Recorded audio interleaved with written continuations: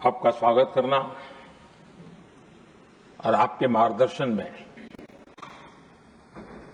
सदन के माध्यम से देश को प्रगति की राह। लेकिन आपने वहां एक बात बताई जो मैंने सुनी, मुझे मेरे लिए नई बात थी।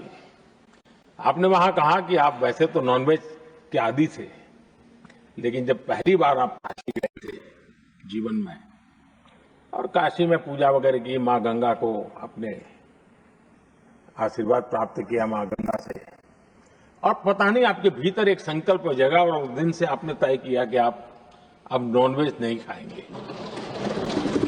अब ये कोई न कोई सात्विक भाव, कोई नॉनवेज खाने वाले बुरे हैं ऐसा मैं नहीं कह रहा हूं, लेकिन आपके मन में काशी की धरती पर विचार आया, तो एक सांसद के नाते मेरे लिए भी एक स्मरण रखने वाली एक घटना के रूप में मैं उसको हमेशा याद रखूंगा रहा है।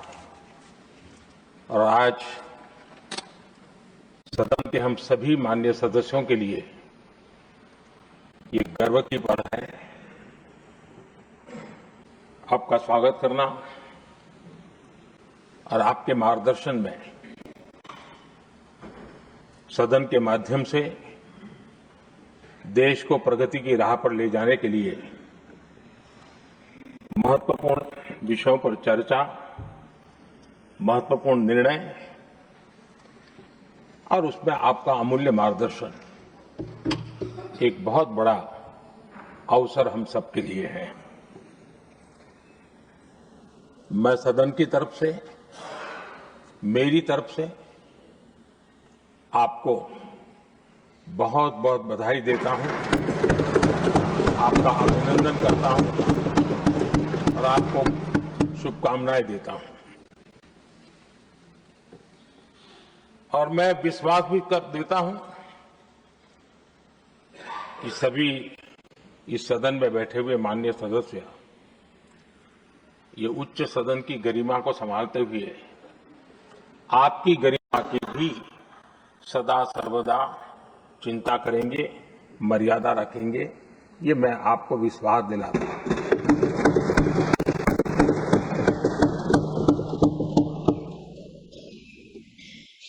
हमारे सभापति जी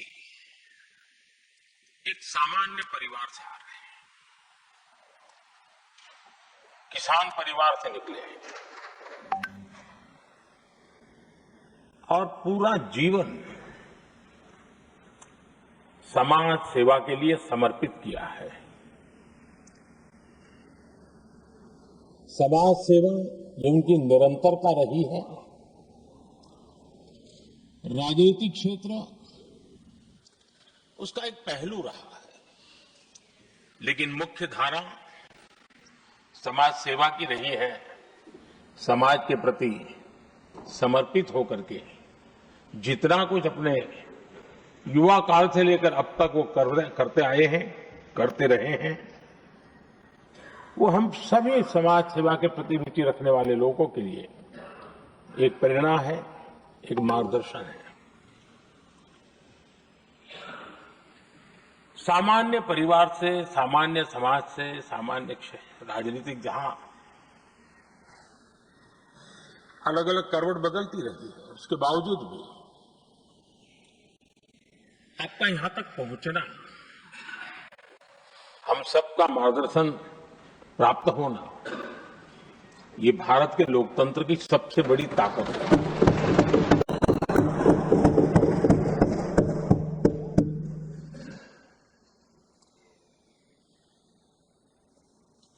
ये मेरा सद्भाग्य रहा है कि मैं आपको लंबे अरसे से परिचित रहा हूं, सार्वजनिक जीवन में साथ साथ काम करने का अवसर भी मिला है, लेकिन प्रधानमंत्री के रूप में जब मुझे यहां दायित्व मिला और जब मैंने आपको अलग अलग जिम्मेवारियां में काम करते देखा, पर अतिशय सकारात्मक भाव जगना बहुत स्वाभाविक था। क्वायर बोर्ड के चेयरमैन के रूप में हिस्टोरिकली हाईएस्ट प्रॉफिट वाली इंस्टीट्यूशन में कन्वर्ट करना, यानी आपका किसी संस्था के प्रति समर्पण हो तो कितना विकास किया जा सकता है और कैसे दुनिया में उसकी एक पहचान बनाई जा सकती है, वो आपने करके दिखाया। आपको भारत के कई क्षेत्रों में बहुत कम लोगों को ऐसा अवसर मिलता है। आप झारखंड में, महाराष्ट्र में, तेलंगाना में, पुडुचेरी में राज्यपाल, लेफ्टिनेंट गवर्नर अलग अलग दायित्व संभालते रहे और मैं देखता था कि झारखंड में तो आदिवासी समाज के बीच जिस प्रकार से आपने अपना नाता बना दिया था, जिस प्रकार से आप छोटे छोटे गांव तक दौरा करते थे, वहां के मुख्यमंत्री बड़े गर्व के साथ इन बातों का जब भी मिलते थे जिक्र करते थे और कभी कभी वहां के राजनेताओं के लिए भी चिंता होती थी कि हेलीकॉप्टर हो या न हो इसकी कोई परवाह किए बिना जो गाड़ी है आप चलते रहते थे, रात को छोटे छोटे स्थान पर रुक जाना। ये जो आपने एक अपना सेवा भाव था उसको राज्यपाल के पद पर रहते हुए भी जिस प्रकार से आपने उसको एक नई ऊंचाई दी, इससे हम भली भांति परिचित हैं। मैंने आपको एक कार्यकर्ता के रूप में देखा है, एक सहयोगी के रूप में हम साथ काम किए हैं, सांसद के रूप में देखा है, अलग अलग पदों पर देखते हुए आज यहां पर पहुंचे। लेकिन मैंने एक बात महसूस की है कि आमतौर पर सार्वजनिक जीवन में पद पर पहुंचने के बाद कभी लोग पद का भार अनुभव करते हैं और कभी कभी प्रोटोकॉल में दब जाते हैं। लेकिन मैंने देखा है कि आपको और प्रोटोकॉल का कोई नाता ही नहीं रहा है, आप प्रोटोकॉल में पड़े रहते हैं। और मैं समझता हूं सार्वजनिक जीवन में प्रोटोकॉल से मुक्त जीवन की एक ताकत होती है और वो ताकत हम हमेशा आप में अनुभव करते रहे हैं और ये हमारे लिए गर्व का विषय है। आदरणीय सभापति जी, आपके व्यक्तित्व में सेवा, समर्पण, संयम, इन सभी बातों से हम भली भांति परिचित हैं। वैसे आपका जन्म तो डॉलर सिटी में हुआ और उसकी एक अपनी पहचान है, लेकिन उसके बावजूद भी आपने अपनी सेवा का क्षेत्र अंत्योदय को चुना।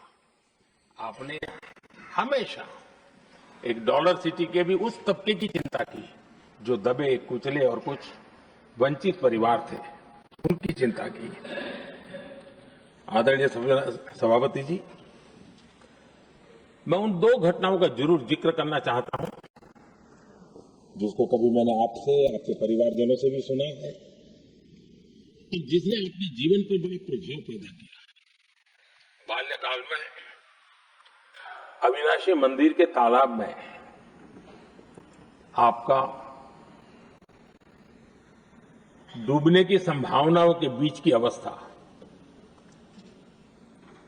आपके लिए हमेशा रहा है कि मैं तो डूब रहा था, किसने बचाया, कैसे बचाया पता नहीं, मैं बच गया।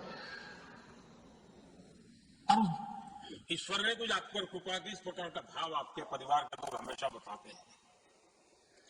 और दूसरा जो हम सब बहुत बारीकी से जानते हैं, जब कोयम्बतूर में लाल कृष्ण आडवाणी जी की यात्रा होने वाली थी, उसके कुछ समय पहले एक भयानक बम ब्लास्ट हुआ, शायद 60-70 लोग मारे गए, भयंकर बम ब्लास्ट था और उस समय आप बार बार बच गए थे। इन दोनों में जब आप ईश्वरीय शक्ति का संकेत देखते हुए अपने आप को समाज के प्रति अधिक समर्पित भाव से काम करने की जो आपने वजह के रूप में उसको कन्वर्ट किया, ये अपने आप में एक सकारात्मक सोच से बना हुआ जीवन का प्रतिबिंब है। आदरणीय सभापति जी, जो एक बात मैं जानता नहीं था लेकिन अभी मुझे पता चला आप शायद अभी उपराष्ट्रपति बनने के बाद काशी गए थे और आपका काशी का दौरा था, तो एक सांसद के नाते स्वाभाविक रूप से मेरा मन वहां सब कुछ ठीक ठाक हो ही रहता है। लेकिन आपने वहां एक बात बताई जो मैंने सुनी, मुझे मेरे लिए नई बात थी।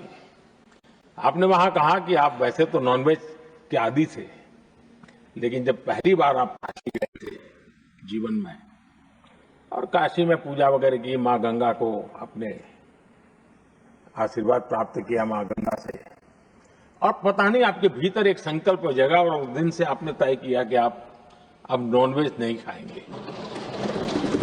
अब ये कोई न कोई सात्विक भाव, कोई नॉनवेज खाने वाले बुरे हैं ऐसा मैं नहीं कह रहा हूं, लेकिन आपके मन में काशी की धरती पर विचार आया, तो एक सांसद के नाते मेरे लिए भी एक स्मरण रखने वाली एक घटना के रूप में मैं उसको हमेशा याद रखूंगा। भीतर कोई न कोई आध्यात्मिक भाव जो इस प्रकार की दिशा में ले जाने की प्रेरणा देता है। आदरणीय सभापति जी, छात्र जीवन से आपकी नेतृत्व सामर्थ्य रहा है। आज राष्ट्रीय नेतृत्व की दिशा में आप हम सब का मार्गदर्शन करने के लिए यहां विराजमान है। यह हम सब के लिए गर्व का विषय है। आदरणीय सभापति जी, आप लोकतंत्र के रक्षक के रूप में अपनी जवानी में, युवा अवस्था में, जब किसी को भी सरल मार्ग से जाने का मन कर जाता है, आपने वो रास्ता नहीं चुना, आपने संघर्ष का रास्ता चुना।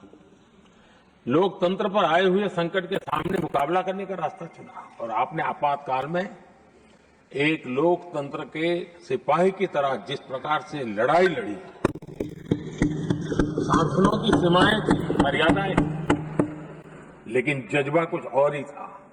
और वह उस क्षेत्र के सभी, उस सब पीढ़ी के नौजवान आज भी इमरजेंसी के खिलाफ की आपकी जो लड़ाई थी, लोकतंत्र के लिए आपका संघर्ष था, उसमें आपने जन जागृति के जो विविध कार्यक्रमों को अपनाया था, लोगों को जिस प्रकार से आप प्रेरित करते थे, वे हमेशा हमेशा के लिए लोकतंत्र प्रेमियों के लिए एक प्रेरणा देने वाली घटना रही। आप एक अच्छे संगठक रहे हैं, मैं भली भांति जानता हूं। आपने संगठन में जो भी दायित्व संभालने का अवसर आया, आपने उस जिम्मेवारी को चार चांद लगा दिए, अपने परिश्रम से लगा दिए। आपने हमेशा सबको जोड़ने का प्रयास किया, नए विचारों को स्वीकार करने का प्रयास किया, नई पीढ़ी को अवसर देने का प्रयास किया। ये हमेशा संगठन में आपके कार्य की विशारत रही। कोयम्बतूर की जनता ने आपको सांसद के रूप में यहां सेवा करने के लिए भेजा और तब भी आपने सदन में रहते हुए हमेशा उस क्षेत्र के विकास के लिए अपनी बातों को बड़ी प्रमुखता से लोगों के सामने रखा, सदन के सामने रखा। ये आपका लंबा अनुभव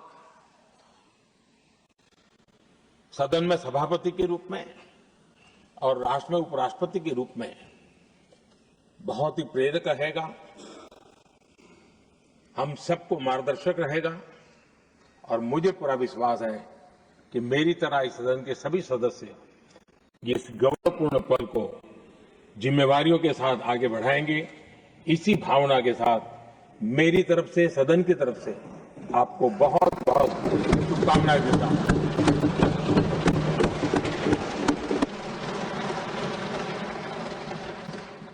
Honorable Deputy Chairman.